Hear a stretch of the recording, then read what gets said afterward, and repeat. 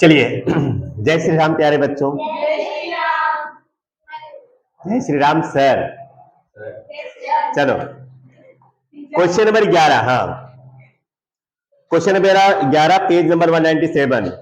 Prepare final accounts from the trial balance and adjustment of Sajan readymade stores as on 31/3/2015। तो पहले adjustment पे आ जाओ और जिस पे एडजस्टमेंट है उसको टिक करते हैं। पहला एडजस्टमेंट है क्लोजिंग स्टॉक, उसको ऐसे रहने दो, उस पे लाइन खींच दो, पहले वाले टिक कर लो बस केवल। सेकंड है अनरिकॉर्डेड क्रेडिट सेल्स, ढूंढो कहीं सेल्स आपको दिख रहा है, ऊपर से चौथे नंबर, उस पे टिक कर लो नंबर 2। और सुनो, सेल्स पे आता है तो डेटर्स में भी आएगा, देखो कहीं डेटर्स आपको दिख रहा होगा। कमीशन के नीचे, कमीशन भी दिखना चाहिए, हाँ बीचों बीच है, 2 नंबर ना।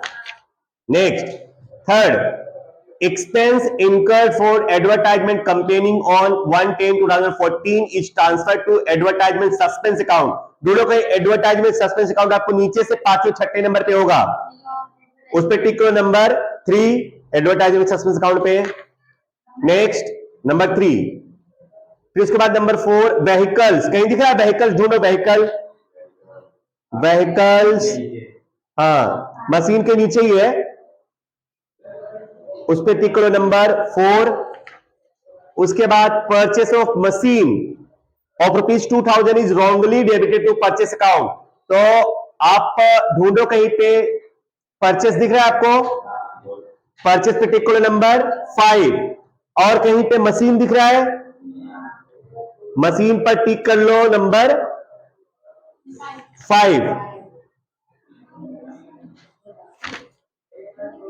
ओ नहीं, फर्नीचर पे ना, फर्नीचर पे, फर्नीचर कहां है, फर्नीचर एडवर्टाइजमेंट सस्पेंस के नीचे नंबर 5 और परचेस में भी नंबर 5। उसके बाद number 6 calculate interest on capital, capital सबसे ऊपर, उस पर टिक लो नंबर 6। और लास्ट में है calculate depreciation on building and machinery. तो बिल्डिंग आपको दिख रहा होगा डेटर्स के नीचे और मशीनरी भी वही है, उस पर भी टिक कर लो नंबर 7। ठीक है,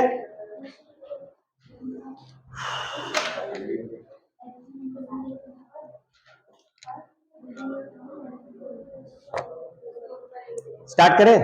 चलो एकदम धीरे धीरे स्टार्ट करते हैं। ए बेटा, सबसे पहले कैपिटल की पूरी स्टोरी लिख देता हूं, कैपिटल है उसको अच्छे से समझ लो। पहले आता है कैपिटल, फिर plus interest on capital plus net profit minus drawings minus interest on drawings. समझ लो, हाँ पहले कैपिटल आता है, फिर इंटरेस्ट ऑन कैपिटल आता है, फिर नेट प्रॉफिट, उसके बाद ड्रॉविंग्स, फिर माइनस इंटरेस्ट ऑन ड्रॉविंग्स। ये फॉर्मेट आपको याद रखना है। तो बच्चों यहां पर ड्रॉविंग्स पे तो कोई एडजस्टमेंट नहीं है, लेकिन कैपिटल पर एडजस्टमेंट है। देखो यहां पे कैपिटल 2 है, जरा समझना। जैसे कल हमने किया था 2,17,000 था, जिसमें से 2 लाख ओपनिंग था और 17,000 बाद में आया था। वैसे यहां पे भी देखो आपको कैपिटल दिख रहा होगा 1,08,000 दिखा क्या? तो कैपिटल में यहां पे 1,08,000 लिख दे रहा हूं, जरा समझना। कैपिटल 1,08,000 है बच्चों, इस पॉइंट को अच्छे से समझना।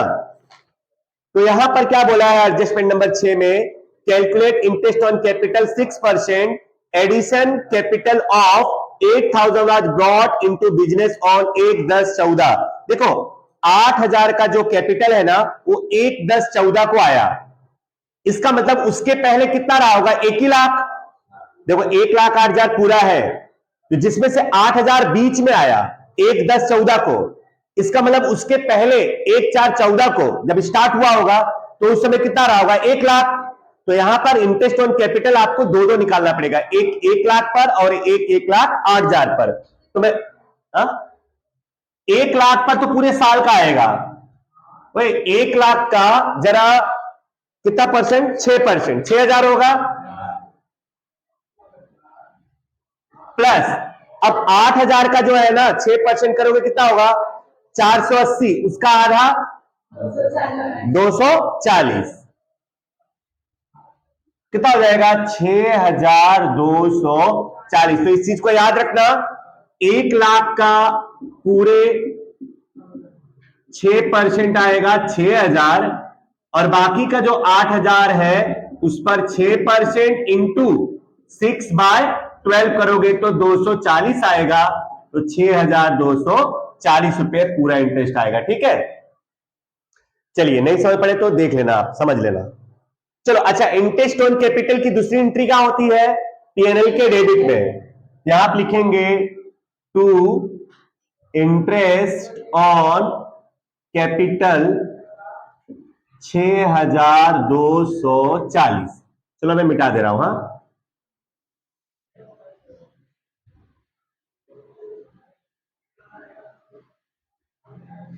चलो नेक्स्ट, ड्रॉविंग्स दिया हुआ है 4,800, इसमें कोई एडजस्टमेंट नहीं था ना, तो ड्रॉविंग्स को एज इट इज लिख दो 4,800। Next, opening stock as it is आएगा कहां पे, ट्रेडिंग के डेबिट में, टू ओपनिंग स्टॉक बोलो 8,000 as it is. Next, purchase इधर आएगा टू परचेस, कितना दिया हुआ है, क्या क्या क्या 70,000। हाँ ध्यान देना, चलो इसमें परचेस रिटर्न माइनस होगा ना, माइनस परचेस रिटर्न दिख रहा है कहीं पे, परचेस रिटर्न देखो, गुड्स रिटर्न दिख रहा है आपको, गुड्स रिटर्न जो क्रेडिट वाला होगा वो परचेस रिटर्न होता है और जो डेबिट वाला वो क्या होता है, सेल्स रिटर्न। तो यहां पर माइनस करेंगे। चलो कितना दिया, 10,000 ना, क्रेडिट में 10,000। अच्छा एक एडजस्टमेंट और है इसमें, adjustment number 5, purchase of furniture of ₹2,000 is wrongly debited to purchase account. देखो हमने फर्नीचर परचेस किया था, ए बेटा फर्नीचर परचेस किया था और उसको हमने परचेस में रिकॉर्ड कर दिया है, मतलब परचेस में जोड़ दिया है, उसको क्या करेंगे, माइनस कर देंगे। परचेस ऑफ फर्नीचर ये किस में जुड़ेगा, फर्नीचर में, बट गलती से किस में जोड़ दिया है, परचेस में, तो इसमें से माइनस कर दो, minus purchase of furniture, purchase of furniture कितना 2,000, आउटर में कितना हो जाएगा 70,000 में से 12 58 58,000। चलो परचेस हो गया क्लियर। उसके बाद सेल्स, सेल्स आता है ट्रेडिंग के क्रेडिट में। देखो फाइनल अकाउंट में इंट्रीज पे मार्क्स मिलता है। हाँ ऐसा मत सोचो कि पूरा आंसर आएगा तो ही आपको मार्क्स मिलेगा, इसलिए कम से कम आप इंट्रीज याद रखो, बराबर ना, इंट्रीज में ही मार्क्स मिलते हैं, जितनी इंट्रीज आपको सही रहेंगी आपको उतना मार्क्स मिलेगा। इसलिए ये नहीं सोचो अरे यार ये तो इतना पंचायत है, हमारा तो आंसर आएगा नहीं, हमको कुछ मार्क्स मिलेगा नहीं, ऐसा कुछ भी नहीं होता है। आप जितनी इंट्रीज सही लिखोगे आपको उतना मार्क्स मिलेगा ही, बराबर ना। तो इसलिए बी पॉजिटिव। तो बाय सेल्स कितना है 1,30,000, पहले तो उसमें से सेल्स रिटर्न माइनस होगा, माइनस सेल्स रिटर्न 6,000। और देखो पीछे एडजस्टमेंट भी है ना इसमें, adjustment number 2 unrecorded credit sales क्या हो जाएगा, प्लस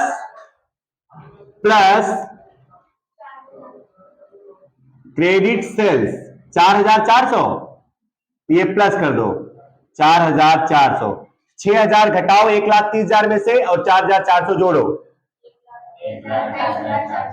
और कैलसी लेके रेडी रहा करो, 1,28,400। नेक्स्ट परचेस हो गया, सेल्स हो गया, गुड्स रिटर्न हो गया, सैलरी, सैलरी पे कोई एडजस्टमेंट नहीं है ना, तो डायरेक्ट आप लिख दो पीएनएल की डेबिट में टू सैलरी, बोलो 20 30। नेक्स्ट ऑडिट फीस भी एक्सपेंस ही होता है। टू ऑडिट फीस बोलो 5,000। नेक्स्ट, ऑडिट फीस का मतलब क्या होता है? हिसाब किताब का खर्चा। कोई सीए होता है, चार्टेड अकाउंटेंट्स आते हैं, वो लोग अपने बिजनेस को चेक करते हैं, बराबर, हमारा हिसाब किताब करते हैं, तो उसके बदले में हमको उनको फीस पेड करनी पड़ती है, उसको बोलते हैं ऑडिट फीस। तुम तो सोचोगे कि हमारी इनकम हो गई, नहीं, बराबर, ये एक्सपेंस होता है। Next, salary audit, rent and tax insurance, तो कोई एडजस्टमेंट है तो एक्सपेंस में ही आएगा। To rent and tax, insurance भी इसी में है। कितना है? 4,800। नेक्स्ट, स्टेशनरी एंड प्रिंटिंग, ये भी एक्सपेंस है। टू स्टेशनरी एक्सपेंस कितना? 1,200। नेक्स्ट, अनपेड सैलरी तो लायबिलिटी है। अनपेड मतलब आउटस्टैंडिंग, जो चुकाना बाकी होता है, तो यहां पर लिखेंगे अनपेड सैलरी लायबिलिटी में कितना है? 2,500। नेक्स्ट, ये तो एसेट्स हो गया। प्रीपेड पहले से चुका दिया है तो प्रीपेड इंश्योरेंस एसेट्स लिख दो, प्रीपेड इंश्योरेंस कितना? 400। नेक्स्ट, कैरीज इनवर्ड ट्रेडिंग में आएगा। टू कैरीज इनवर्ड कितना? अच्छा, बहुत लोग के मन में आएगा सर आप तो अनपेड सैलरी सैलरी में जोड़ते थे, जोड़ने के लिए बोलते थे, अनपेड है तो जुड़ेगा, बराबर ना, और प्रीपेड है तो घटेगा।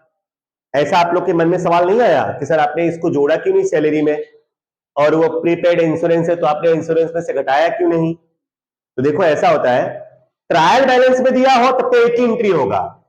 जैसे अनपेड है तो हमारी लायबिलिटी है, एक ही जगह आएगा। प्रीपेड है तो हमारा एसेट्स है, एक ही जगह आएगा एसेट्स में, बराबर ना। ट्रायल बैलेंस में अगर प्रीपेड अनपेड दिया तब एक ही एंट्री होगी। एडजस्टमेंट में अगर दिया है ना अनपेड या प्रीपेड, तब वो प्लस माइनस होता है, ये बात ध्यान रखना। तो बहुत लोग के मन में आएगा सर अभी तो हम हमको बता देते कि अनपेड है तो प्लस करो, प्रीपेड है तो माइनस करो, बट वो एडजस्टमेंट में होगा तब। अगर ट्रायल बैलेंस में तो एक ही एंट्री होगी, ठीक है, ये बात ध्यान रखना अगर आपके मन में आए तो। कमीशन डेबिट में है कि क्रेडिट में?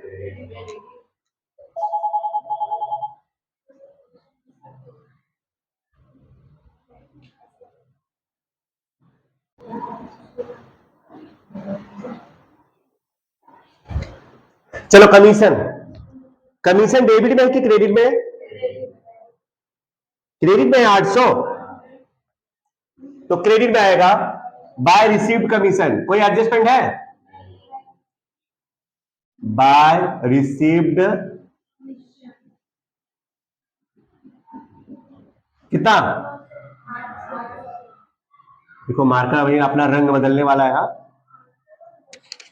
नेक्स्ट, 800 एक क्रेडिट में। उसके बाद डेटर्स एसेट्स में आता है ना, डेटर्स एसेट्स में कितना है? डेटर्स 29,000। उस पर कौन कौन सा एडजस्टमेंट है? सिर्फ एक ही है। दूसरा अनरिकॉर्डेड क्रेडिट सेल्स ना, तो सेल्स बढ़ा था तो क्रेडिटर्स भी बढ़ जाएगा, जोड़ दो, प्लस क्रेडिट सेल्स कितना? 44 से जुड़ेगा ना, 34,000 हो जाएगा, प्लस 34,000। नेक्स्ट, क्रेडिटर्स लायबिलिटी में आएगा, कोई एडजस्टमेंट नहीं था ना,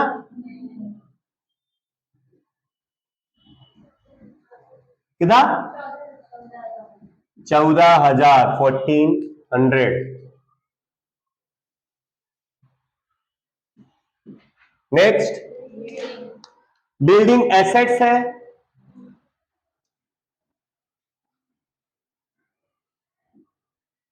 कितना है बिल्डिंग? 40,000। इनर कॉलम में लिखोगे, हिडन एडजस्टमेंट है। जरा देखो ना यहाँ पे एक बिल्डिंग और परचेस किया है 31/12/14 को 10,000 का, उसके जस्ट नीचे देखो एडिशन इन बिल्डिंग, इसमें प्लस कर दो, plus purchase of building, purchase of, कब खरीदा? 31/12/14 को। कितने में खरीदा? तो बोलो बिल्डिंग कितना हो गया? लेकिन बच्चों जब आप डेप्रिसिएशन घटाओगे ना तो यहां पे दो दो डेप्रिसिएशन आएगा। 40,000 पर अलग, 40,000 पर पूरे साल का आएगा, और ये जो 10,000 है उसमें केवल 3 महीने का आएगा। क्यों? क्योंकि 31 दिसंबर मतलब 12वें महीने में खरीदा तो केवल जनवरी, फरवरी और मार्च ही आएगा। तो 40,000 पर पूरे साल का, अच्छा कितना परसेंट डिप्रिसिएशन बोला बिल्डिंग पे? बिल्डिंग पर 10%, तो 40,000 का 10% 4,000 होगा, फिर 10,000 का 10% 1,000 होगा, लेकिन 1,000 तो एक साल का हुआ, तो 3 महीने का 3/12 कर दो, तो माइनस DEP कितना परसेंट? 10% ना। तो यहां पर लेकिन 4,000 प्लस 250 तो कितना हो जाएगा? 4,250। तो घटाओ, 50,000 में से 4,250 घटाओ, 45,750। तो ध्यान रखना आप, हाँ जब आप डेप्रिसिएशन 50,000 पर मत कर देना, क्योंकि दोनों एक साथ में नहीं खरीदा है हमने। 40,000 तो स्टार्टिंग से ही था, 10,000 बीच में आया। कब आया? 31/12/14 को।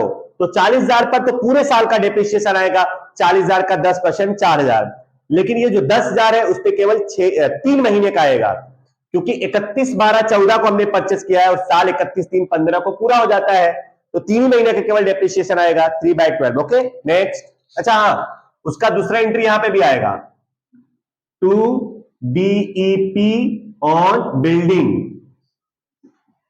कितना है? 4,250। नेक्स्ट, मशीन, ये तो एसेट्स है, कितना है मशीन? 10,000 है, 20,000 दिया है, उस पर कोई एडजस्टमेंट है? 7वां एडजस्टमेंट है, 7वां है। अच्छा एक ही एडजस्टमेंट है, डेप्रिसिएशन कितना परसेंट? 20%, तो माइनस डेप्रिसिएशन 20% करो, 4,000 घटाओ, ये हमारे लिए क्या हो गया? लॉस। यहां आप लिखेंगे to DEP on machine 4,000। Next, कौन सा? Good question, good question. मैं सोच रहा था कोई ऐसा पूछे, बराबर ना, कि सर आपने बोला था कि परचेस पे एडजस्टमेंट होगा तो क्रेडिटर्स पे भी एडजस्टमेंट होगा। गुड क्वेश्चन, बट बेटा वो परचेस या परचेस रिटर्न किया होगा तब, तो यहां पर तो हमने क्या खरीदा था? फर्नीचर। देखो purchase of furniture, furniture purchase किया था और गलती से उसको किस में लिख दिया था? परचेस में। तो परचेस माइनस हो गया और फर्नीचर क्या हो गया? बढ़ गया। दो एंट्री हो गई ना, दो एंट्री हुई कि नहीं हुई? वो तो क्रेडिटर्स के पास से हमने थोड़ी खरीदेगा, तो मशीन परचेस किया था तो मशीन में जोड़ना था, हमने परचेस में जोड़ दिया, क्रेडिटर से कोई लेना देना ही नहीं है। गुड्स अगर खरीदा होता तो वो परचेस में करते हैं हम लोग, ये तो फर्नीचर परचेस किया था ना, ठीक है ना, तो फर्नीचर परचेस किया तो वो उधर नहीं आएगा, ठीक है। तो गुड क्वेश्चन कि सर परचेस घटा तो आपने क्रेडिटर्स को क्यों नहीं घटाया? तो यहां पे देखो ना, यहां पे एक चीज माइनस हुआ तो वहां पे एक चीज क्या हो गया? प्लस। वो फर्नीचर के सामने एडजस्टमेंट होगा। अगर गुड्स हमने क्रेडिट पे परचेस किया होता और नहीं रिकॉर्ड किया होता तो उसको हम लोग क्रेडिटर्स में ऐड करते हैं, ठीक है। हाँ ध्यान रखना है इस चीज को। नेक्स्ट कौन है? क्रेडिटर्स हो गया, चलो बिल्डिंग हो गई। अच्छा व्हीकल पे आ गए क्या हम लोग? व्हीकल देखो, आप लोगों को डेप्रिसिएशन का मैंने एक फॉर्मूला बताया था, एक फॉर्मूला होता है D equal to C minus S upon N. अगर याद हो तो ये डेप्रिसिएशन का फॉर्मूला होता है। ये फॉर्मूला कब लगाते हैं? जब नंबर ऑफ एस्टिमेटेड ईयर दिया गया हो तब। अगर किसी भी एसेट्स की एस्टिमेटेड लाइफ दी गई हो तब ये वाला फॉर्मूला लगाते हैं डेप्रिसिएशन का। C minus S upon N. C मतलब कॉस्ट प्राइस होता है, S मतलब स्क्रैप वैल्यू होती है, और N मतलब एस्टिमेटेड लाइफ होता है, कितना साल चलेगा वो। तो यहां पर यही फॉर्मूला हमको लगाना पड़ेगा व्हीकल के लिए। जरा पीछे पन्ना चेंज करो तो आपको पता चलेगा। देखो, vehicle of ₹20,000 were purchased on 1/4/9। कितने में खरीदा? 20,000। कॉस्ट प्राइस कितनी हो गई? 20।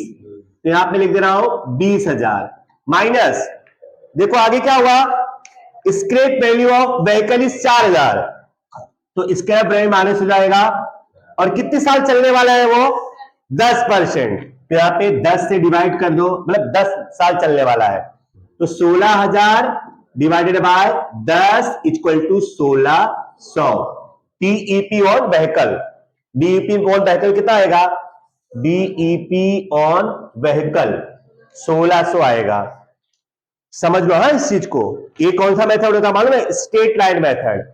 स्ट्रेट लाइन मेथड ये होता है।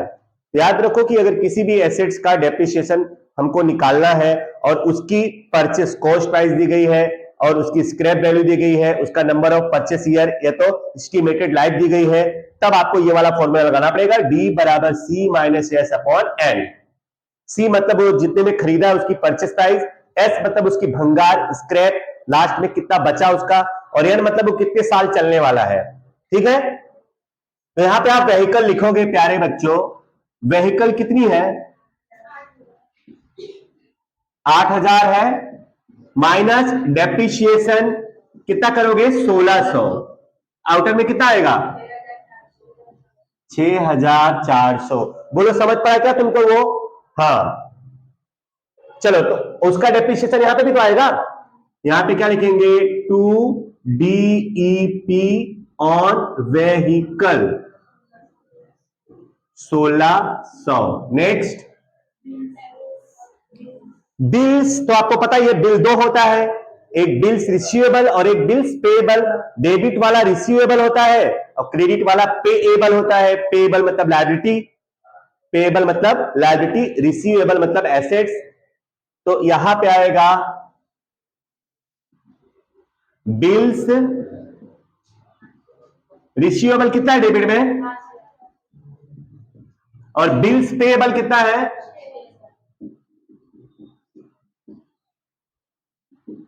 क्रेडिट वाला 6,000 है ना। Next, dividend. डेबिट में है कि क्रेडिट में? क्रेडिट में है, कितना? 1,000। तो हमारी इनकम है। डिविडेंड हमारे लिए क्या होती है? इनकम। डिविडेंड क्या होती है? इनकम। डिविडेंड कितना है? डिविडेंड रिसीव्ड, क्रेडिट में है मतलब रिसीव्ड 1,000। नेक्स्ट,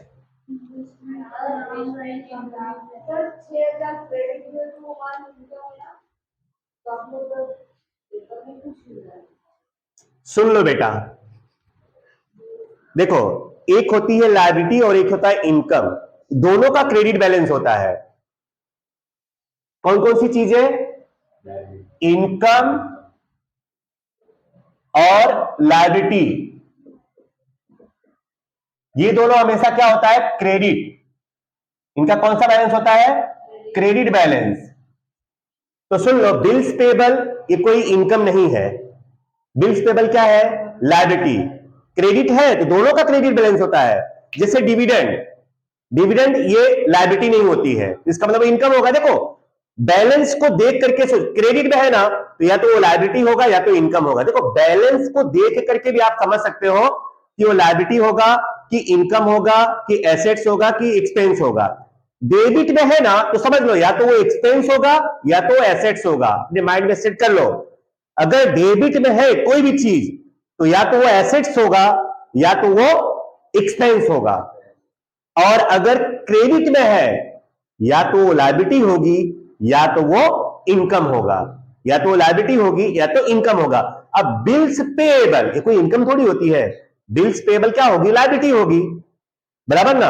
हाँ, डिविडेंड, डिविडेंड का मतलब जानते हो, हमने किसी कंपनी का शेयर खरीदा है, अपना पैसा इन्वेस्ट किया है, तो कंपनी हमको जो प्रॉफिट के शेयर के बदले में जो हमको प्रॉफिट देती है ना, प्रॉफिट का जो शेयर देती है डिवाइड करके, उसको बोलते हैं डिविडेंड, बराबर ना। तो डिविडेंड लायबिलिटी नहीं हो सकता है। ठीक है, चलो आगे।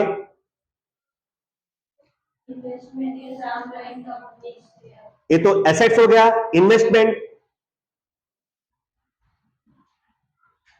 इन्वेस्टमेंट इन राम रहीम शेयर कितना? नेक्स्ट, एडवर्टाइजमेंट सस्पेंस अकाउंट, ये भी एसेट्स होता है, बराबर। एडवर्टाइजमेंट सस्पेंस, देखो एडवर्टाइजमेंट के लिए हम लोग कितना रुपया खर्चा करने वाले हैं अभी हमको नहीं पता है, तो हमने क्या किया, कितना रुपया रख लिया साइड में, 4000, वो क्या हो गया हमारा एसेट्स। देखो एडवर्टाइजमेंट सस्पेंस हमारे लिए क्या होगा, एसेट्स। तो आप लिखेंगे एडवर्टाइजमेंट सस्पेंस, कितने रुपए रखा,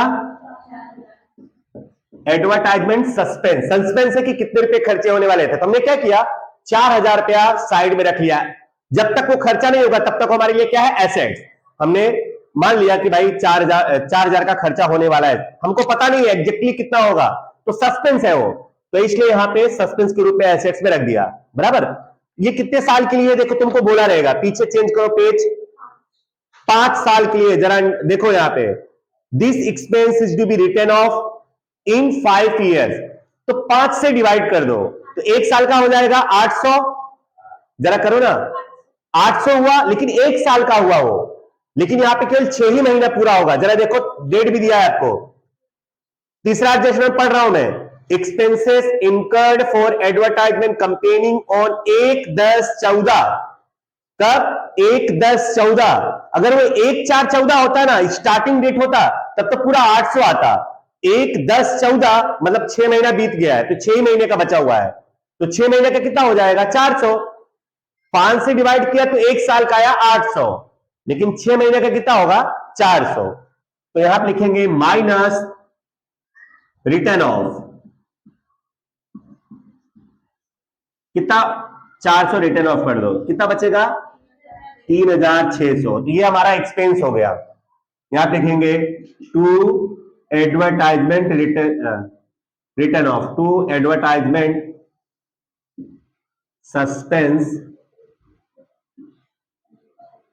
रिटर्न ऑफ, कितना, 400। नेक्स्ट, उसके बाद फर्नीचर आ गया, फर्नीचर भी एसेट्स में आएगा, कितना है फर्नीचर, 6000 है, उसमें कोई एडजस्टमेंट है, कितना, एक ही है। पांचवा, purchase of furniture of ₹2000 is wrongly debited to purchase account, तो इसमें ऐड कर दो, plus purchase of furniture, purchase of furniture कितना, 2000, आउटर में 8000। नेक्स्ट, मेंटेनेंस एक्सपेंस, ये तुम्हारा एक्सपेंस होगा, टू मेंटेनेंस एक्सपेंस, एक मिनट, डेप्रिसिएशन है, ओहो हो, तो इनर कॉलम में लिखेंगे 8000 माइनस बीपी कितना है,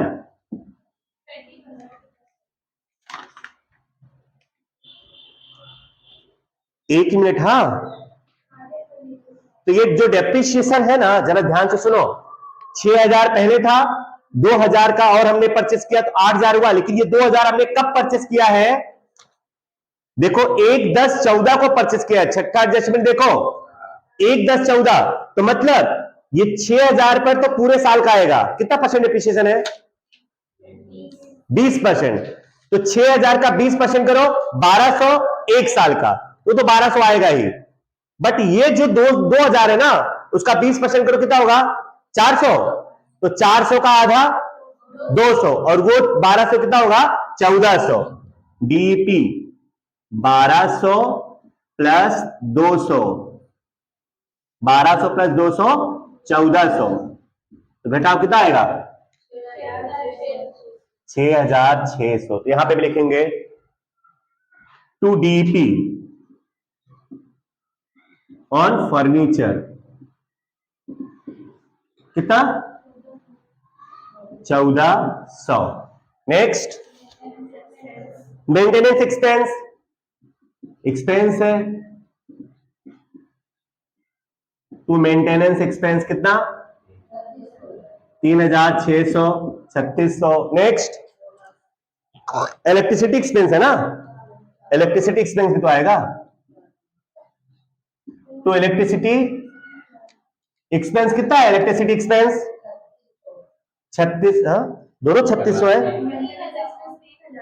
मेंटेनेंस 3000 है, ओके ये 3000 हो गया और ये 3600 है, ये 3600 हो गया और बोनस डेबिट में ही है ना, तो एक्सपेंस है टू बोनस कितना 2500। नेक्स्ट, डिस्काउंट डेबिट में है कि क्रेडिट में, डेबिट में है,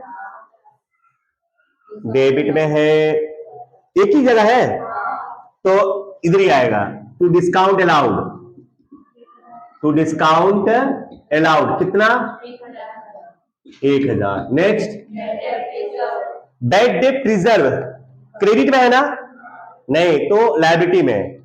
देखो वैसे बैड डेट रिजर्व जो होता है ना यहां पे माइनस होता था, पता है ट्रायल बैलेंस वाला है, bad debt TB plus bad debt ADJ plus bad debt reserve ADJ minus bad debt reserve TB. But यहां पे बैड डेट वाली कोई स्टोरी है ही नहीं। तो सुनो, ऐसे केस में अगर बैड डेट रिजर्व दिया हो तो क्या करोगे, जब डेटर्स पर कोई एडजस्टमेंट नहीं हो, बैड डेट वगैरह कुछ हो ही ना, तो बैड डेट रिजर्व को क्या करते हैं, तो उसके लिए दो ऑप्शन है, या तो आप उसको डेटर्स में से क्या कर दो माइनस, यहां पे आप माइनस भी कर सकते हो डायरेक्टली बाय डिफॉल्ट अपने आप, या तो फिर उसको लायबिलिटी में लिख दो। बैड डेट रिजर्व या तो क्या करो लायबिलिटी साइड में लिख दो, या तो फिर उसको यहां पे क्या कर दो माइनस। यहां पे तो कुछ है ही नहीं कि उसमें से माइनस करोगे। तो याद रखो, अगर कोई क्वेश्चन में कभी तुमको सिर्फ बैड डेट रिजर्व दिया हुआ है, ना तो बैड डेट है, ना तो ट्रायल बैलेंस का बैड डेट ट्रायल बैलेंस का एडजस्टमेंट का बैड डेट है, ना तो एडजस्टमेंट का बैड डेट रिजर्व है, ऐसा कुछ भी नहीं दिया हो, सिर्फ ट्रायल बैलेंस में आपको बैड डेट रिजर्व आपको दिया है ना, तो आपके पास दो ऑप्शन रहेंगे और दोनों वैलिड होंगे। या तो आप यहां से माइनस कर दो, या तो यहां पे लायबिलिटी लिख दो। तो वहां पे हमने माइनस नहीं किया है, चलो तो फिर यहां लिख दो लायबिलिटी में बैड डेप्ट रिजर्व कितना 1500। चलो नेक्स्ट, हो गया पूरा। आ जाओ एडजस्टमेंट में, कौन सा एडजस्टमेंट बाकी रह गया, सिर्फ क्लोजिंग स्टॉक पहला वाला, और बाकी सारे हो गए। चलो बेटा, तो क्लोजिंग स्टॉक 12600 का है ना, तो 12600 का अपना क्लोजिंग स्टॉक है। कहां बता दूं, कहां बता दूं, यहां बता देता हूं, इतने में तो ये हो जाएगा। क्लोजिंग स्टॉक कितना है 12600। अब उसमें क्या बोला है कि जो out of which goods of rupees 4600 requires repairing of rupees 600 and remaining stocks market values by less 20%। अब सुन लो, इसका पहले तुम दो टुकड़ा कर लो, एक तो 4600 और एक तो 8000। जरा समझो, 12600 है जिसमें अब पढ़ो तो पता चलेगा। क्लोजिंग स्टॉक 12600 है, out of which goods of rupees 4600 requires repairing 600, जिसमें से 4600 का जो स्टॉक है उसमें 600 रुपया का क्या है एक्सपेंस करना पड़ेगा, रिक्वायरमेंट है एक्सपेंस का, कुछ खराब हुआ होगा। तो 4600 में से तुमको कितना माइनस कर देना है 600, तो ये कितना बचेगा 4000 बराबर। ये हो गया बुक वैल्यू और ये हो गया अब मार्केट वैल्यू। अब बाकी कितना बचा रिमेनिंग 8000, 12000 में से 4600 चला गया तो 8000 बचा ना। अब उसकी वैल्यू 20% लेस है, उसकी मार्केट वैल्यू को आगे दिया हुआ है, remaining stocks market value is less bye 20%, तो माइनस कर लो। ये बुक वैल्यू है माइनस 20% ना, 1600 माइनस कर लो 6400, ये मार्केट वैल्यू हो गया। तो बोलो इन दोनों में कम कौन है 4000 और इन दोनों में कम कौन है 6400, दोनों को जोड़ लो 10400। तो हमारा क्लोजिंग स्टॉक यहां पे आएगा बाय क्लोजिंग स्टॉक 6000, नहीं पहले है 4000, 4000 प्लस 6400 तो 10400। इधर भी आएगा ये एसेट्स में क्लोजिंग स्टॉक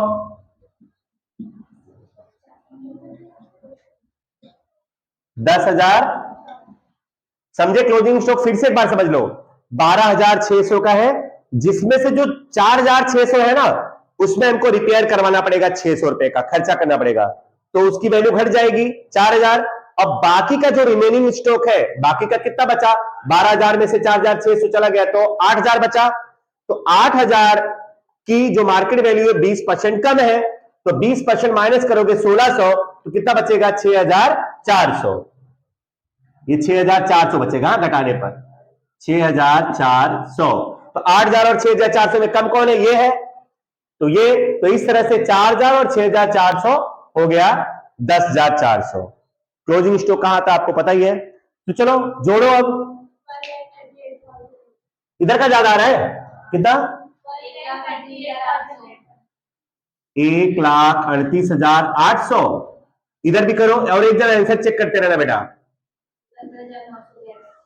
71,900 गैप, इसको क्या बोलेंगे टू ग्रॉस प्रॉफिट 71,900। अभी कहां जाता है आपको पता ही है, यहां पे आएगा बाय ग्रॉस प्रॉफिट कितना 71,000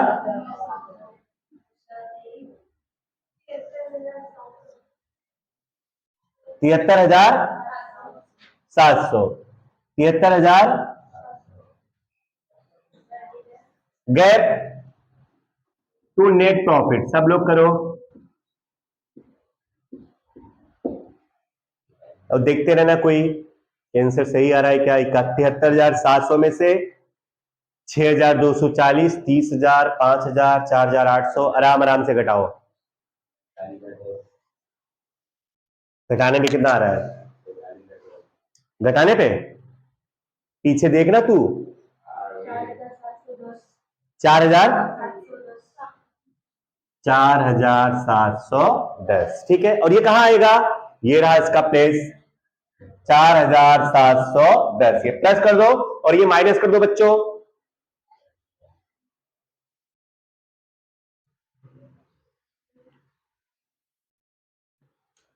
एक लाख 8,000 प्लस 6,240 प्लस 4,710 माइनस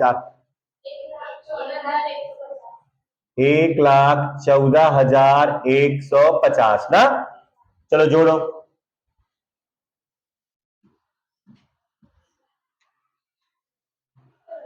1,14,150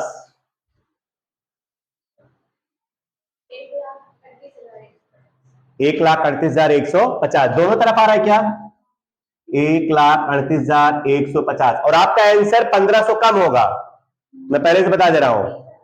हाँ पीछे अलग होगा 1,500 कम होगा, उसमें 1,500 बढ़ाओ तो आंसर आ जाएगा तुम्हारा। 1,500 माइनस करो उसमें से, आ गया ना।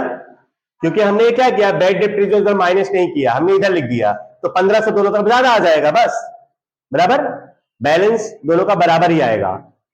बोलो उधर का भी उतना आ रहा है, करके देख लो उतना ही आएगा ठीक है। तो चलो फटाफट लिख लो।